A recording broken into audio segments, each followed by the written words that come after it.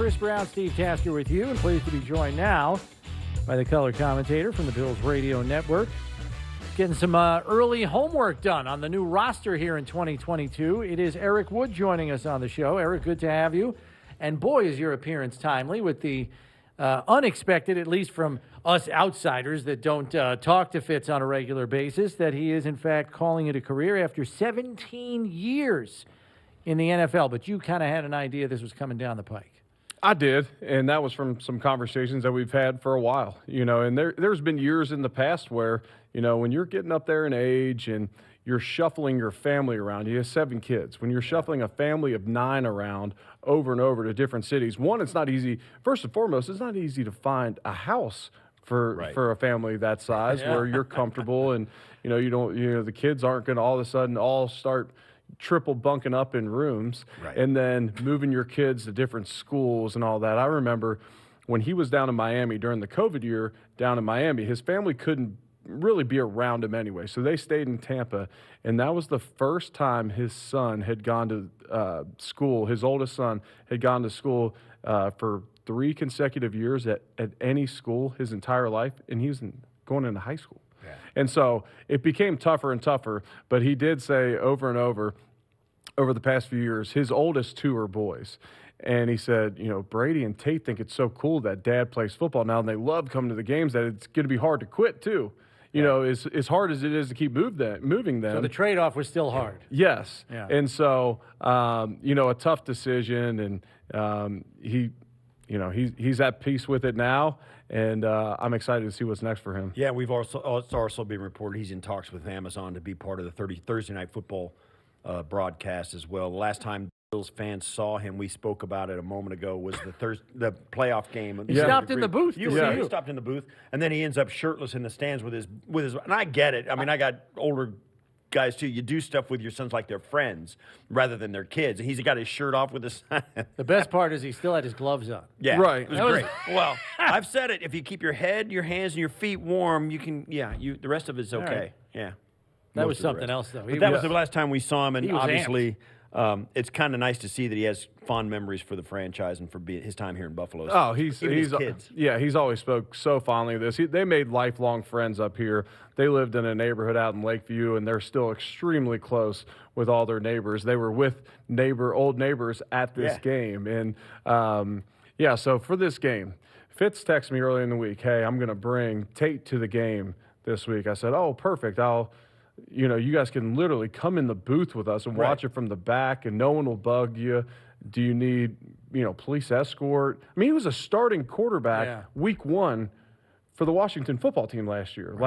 And he's very, very famous. And he's also recovering from a hip injury. So I'm trying to roll out the red carpet for him. He said, "Nope, we're good." I said, well, I have my club seats. Do you want those? "No, you're good. I'll just scoop some up online."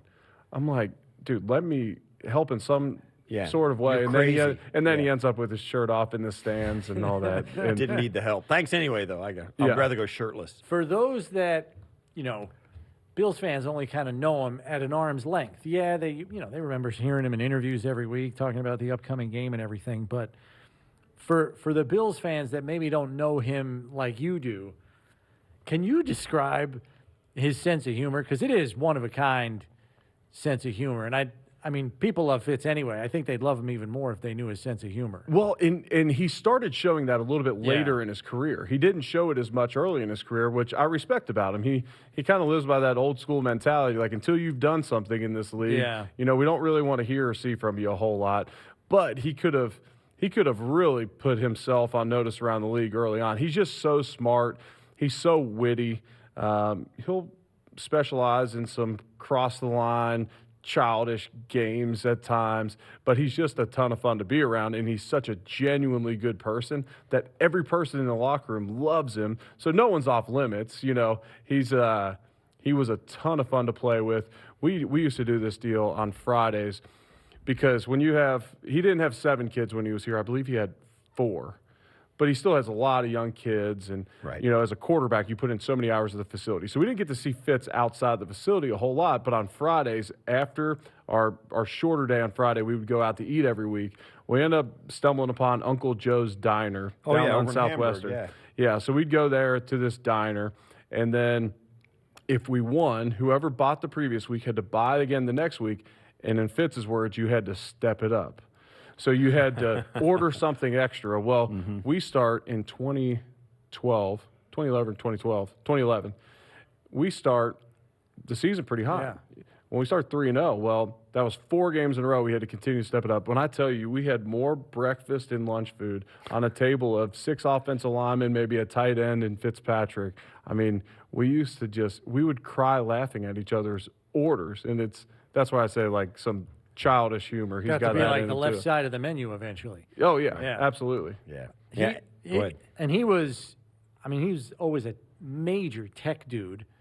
Like, I remember going in the locker room, he always had like the newest thing he's pulling out of a box from the Apple store or whatever. And has that ever changed, or is he just He's not like a huge tech guy. He just loves like Apple products. Yeah. And he so should be an ambassador? well, I mean, when the iPad first came out, he gifted me my first iPad Yeah. immediately because he thought it was cool that he could find them, and he got a few of us an iPad just as a gift. Yeah. Crazy. Now, now that you're back, you had a chance to go out and watch practice. You've kept track of the Bills in the offseason, and what are your thoughts, headed into this offseason? Training camp's, 35, 40 days away, and you've got this new roster that's starting to take shape. We've struggled to pump the brakes on how good the offense is going to be. Right. Because of the new skill sets, the upgrade on the offensive linemen they brought in. They brought 2 starters from the Tennessee offensive line that was the #1 seed last year with this running game that they had. We got 2 of their guys, plus the guys we had last year, plus the new running back, plus the new slot receiver. It goes on and on.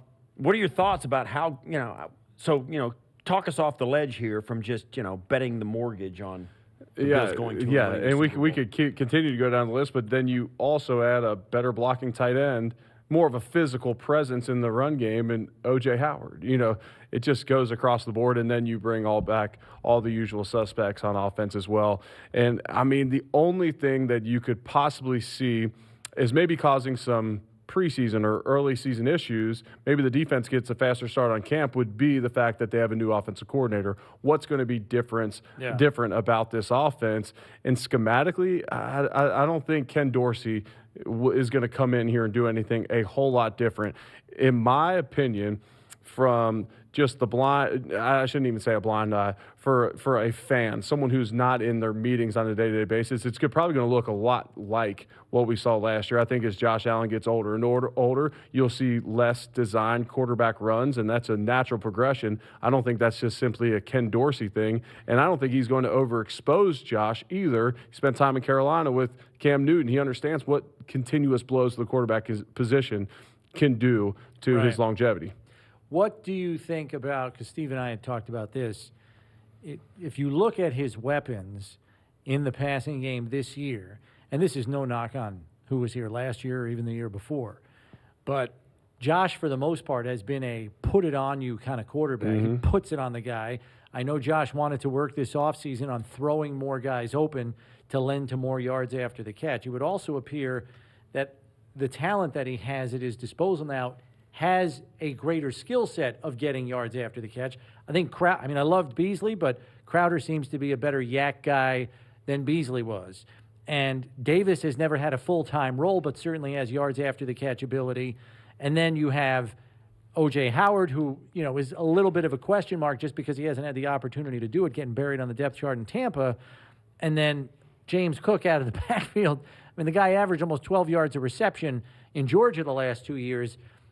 Do you think that the offense could look differently because the ball might be out of Josh's hand quicker this year instead of all these downfield throws? Yeah, potentially. And how great does it feel? As you were phrasing that question, I was just thinking to myself, like, how great it is that we have a quarterback that we're nitpicking like one specific thing that he is trying to improve about his game, and not like, hey, he needs to become more accurate, like just a general term, or he's got to make more plays or throw less interceptions. Like, no, I want to start throwing guys open more to get more yards after the catch. I think that's part of the reason you bring in a Crowder, is to get those yards after the catch. James Cook as well. Dawson Knox has been excellent after the catch ever since he got here. Diggs as well. And then, like you said, the second half of the season last year, Gabe Davis was outstanding. And I think you gain so much confidence from doing it on such a big stage in the playoffs last year. If you're Gabe Davis, I mean, I saw him out of practice. He looks awesome. Looks like he's added some weight, too, to his shoulders and chest area, too. Like he's added some lean muscle mass. He looks stronger. Yeah, potentially. But I haven't got to see him without pads on. Yeah. You know, this is the first time I've been back in the facility, first time I've been able to go out to practice since pre-COVID, which Gabe Davis was drafted in 2020. Yeah, so I've never seen him without pads on. Yeah. One of the things that you can speak to probably better than anybody is the fact that Aaron Kromer is back in as the offensive line coach. Plus, and we were laughing. We had a chance to touch base with him. He's got a room full of guys that are 6'8", and he's never coached a guy that was 6'8" before he got here. So, new offensive line coach, new faces, and there's going to be some competition up front. Some of these guys are going to play, and they're new. Spencer Brown, Deion Dawkins, Mitch Morse, Saffold, Kessenberry, Bates. There's some guys in there that have some reason to believe they're going to get some reps, and not all of them can. Aaron Kromer, Ken Dorsey, everything's new on that side of the ball, but those guys up front really have to have it together. How long is it going to take, and how tough is it going to be for that group to get it together to complement what Josh and all these skill guys we're talking about? Probably not as long as you think, and part of that is the continuity up front. You're really just plugging in Saffold to that starting lineup, assuming Spencer Brown is healthy, good to go during training camp, and he hits the ground running like he did last year. I would assume he's going to be your starting right tackle. Quessenberry gives you the flexibility to be that swing tackle. I don't know that we want Spencer Brown at left tackle yet, so you plug him in at right. Is Tommy Doyle going to be that sixth offensive lineman that comes in? Because Dayball ran a lot of offensive linemen at tight end. I would assume we would see some of that this year from Ken Dorsey, which is great because it's kind of twofold, because it gives you an extra blocker on the field, but you're also kind of grooming and giving experience to another offensive lineman in case he needs to come off the bench. All that being said, I think they'll hit the ground running pretty seamlessly. I mean, Aaron Kromer came in, and there wasn't a ton of adjustment period. That first year he came in to our squad, we led the league in rushing. I understand that was a completely new regime. We had Greg Roman as our offensive coordinator, but we hit the ground running pretty quickly. And when you have veteran guys, there's a lot of guys with experience up front. I don't think there's going to be a huge adjustment period there. Yeah. Okay. Last one I got for you concerns Kromer also. You know, people keep asking, well, what kind of scheme is he going to push for with Dorsey and this, that, and the other? I was like, he ain't the coordinator, number one. And number two, he's been around he's run just about everything anyway. Right. Whether it's gap or outside or inside. I mean, he's run everything, right? Yeah, absolutely. You know, it was primarily outside zone when he was with McVay, but you go back to his time here under Greg Roman, and it was a very mixed, diverse run scheme. We had every run you could possibly draw on a piece of paper, and then he spent time with Sean Payton. They're very similar in that, too. A lot of different draws, more based off the pass game coming out of New Orleans. He spent time with Gruden. So he's been around so many different schemes. He's not married to any scheme in particular. Now, he does have a ton of experience in this league where he can provide some insight, especially to a first-time play caller. And if Ken's up in the booth, maybe Aaron Kromer is kind of his voice from the sideline up to the booth. But I would not when he's coming in, he's not being brought in as a run game coordinator. He's not being brought in to change the scheme up. He's here to coach the guys, to give the most out of their potential. I'm honestly excited to see a guy like Cody Ford with a fresh start. And this is no knock on anybody else, but Aaron Kromer is the best fundamentals teacher I was ever around. And what made him so good was he was so individualized with guys. You know, Richie Incognito is going to do different things than a John Miller. A Jordan Mills is going to do different things than a Cordy Glenn. They're just different players. They have different skill sets. And what they did on film looked different at times. And so I'm excited to see if maybe a fresh start with Cody Ford, maybe some different techniques to try, might help him out in his career. So he would cater specific techniques to specific guys? Absolutely. Okay. And matchups. You know, there might be a defensive end that's very good if you give him space. Well, we might just jump set him the whole game. You know, the tackle's getting on him right away. You know, you might have a defensive tackle that can run you over. Okay, well, we're not going to retreat back. this guy could just blow you. Then you're 2 steps away from the quarterback. We can't stop him anyways. Right. And vice versa. And we always used to joke about Cordy Glenn. Cordy Glenn could give someone as much space as they want. He was so athletic and so big, they can't run him over, and it's essentially just walling him off like a basketball play. Well, Cordy Glenn, okay, you're going to set back. Well, Jordan Mills does not have that capability. Got to do different things. And that's where I thought Cromer was just, he learned under some of the best, Bill Callahan, Howard Mudd, Jim McNally, to where he learned enough different schemes, similar to being with Gruden and all these different guys, that you learn how to coach different players. Last one for me. What's the most intriguing thing for you as training camp kicks off here in a month or two? I'm excited to see what Elam can bring to the table, especially when you put on pads. He's a physical guy on the outside. I think OTAs would be great for him because he learns to play in space without using his hands and without the contact.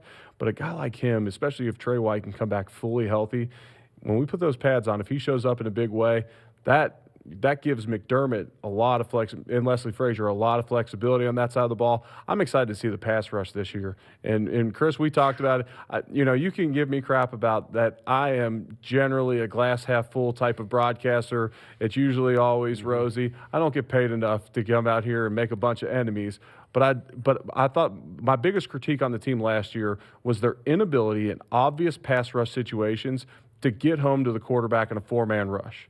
It's one thing on 1st and 10. If you don't know if it's a run or a pass, it becomes more difficult. I mean, there was just too many 3rd and 10s last year with a 4-man rush where the quarterback had too much time. And now you're great on the back end of the defense, and you have the number 1 pass defense in the NFL, just not getting home on a consistent basis. Well, you bring in a Von Miller, you bring back a Shaq Lawson, you have some interior guys that can really rush the passer. And then you have Rousseau, Epinesa, your top 2 draft picks from previous drafts. Boogie Basham, he looks like he's transformed his body. Yeah, he's a different guy. Yeah, he got the Eric Ciano treatment this offseason where they give a lot of individualized attention and diet, nutrition advice, and that happens in this league. You get guys who get it, apply it, and have the discipline, self-discipline, and the desire to get it done. And Boogie walked in, and I was like, wow. Yeah. He looks different. Right. And he changed his number, too, so he really looks different. Yeah. You look like a better athlete wearing a 50s number than you do a 90s maybe. But I'm excited to see what the pass rush can do this year. Like, there wasn't a whole lot stopping us from a Lombardi last year except for some communication breakdowns in 13 seconds. Right. We're the Super Bowl favorites. You win that game, and you have the game won. You had a pass rush, a consistent pass rush to that, and look out. Yeah, on a number 1 defense. Right. Yeah. As we sit here and nitpick the number 1 defense in all of the NFL. Unbelievable. Yeah. Eric, thanks for stopping by. Safe travels home when you do head back. I'm sure we'll see a lot of you, at least periodically, out at training camp this summer, right? You can get out to Fisher a couple times? I'm going to try to, especially if I can get an Oak Hill invite from somebody. Ooh, look at that. Look at him throwing that out very loosely there at the nicely played. I know some people. We'll kick you out. Yeah. All right. Thanks much, Eric. We'll catch up with you my soon. pleasure. That's Eric Wood.